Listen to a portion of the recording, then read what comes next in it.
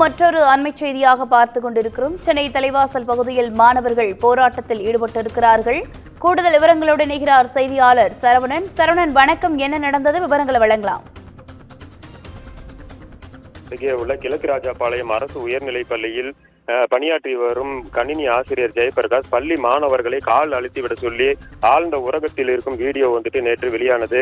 இது தொடர்பான தகவல் வெளியானதை அடுத்து சேலம் மாவட்ட கல்வி அலுவலர் கபீர் ஜெயபிரகாஷை பணியிடை நீக்கம் செய்து உத்தரவிட்டார். இதனை அடுத்து மேலும் விசாரணை மேற்கொண்ட போது அந்த ஆசிரியர் பள்ளிக்கு மதுபோதையில் வருவதாகவும் அவர் பாடம் எடுக்காமல் பள்ளியில் உறங்கி ஓய்வெடுப்பதாகவும் தகவல் வெளியாகி இருந்தது. இதனிடையே பார்த்தோம்னாக்கா இன்று காலை பள்ளிக்கு வந்த மாணவர்களும் பெற்றோர்களும் ஆசிரியர் மீதான நடவடிக்கையை திரும்ப பெற வலியுறுத்தி அந்த பகுதியில் சாலை மறியல் போராட்டத்தில் ஈடுபட்டாங்க. இதன் காரணமாக அப்பகுதியில் 2 மணி நேரத்துக்கும் மேலாக போக்குவரத்து தடைப்பட்டது. இதனை அடுத்து அப்பகுதிக்கு சென்ற காவல்துறையினர் மாணவர்களிடமும் அவர்களது பெற்றோரிடமும்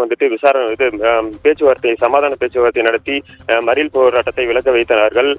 இந்த நிலையில பார்த்தோம் அப்படின்னாக்கா அதே பள்ளியில் ஆசிரியராக, அதாவது சமூக அறிவியல் ஆசிரியராக இருந்து வரும் அமரன் என்பவருக்கும் ஆசிரியர் ஜெயபிரகாஷுக்கும் ஏற்கனவே கருத்து வேறுபாடு இருப்பதும் தெரிய வந்துள்ளது.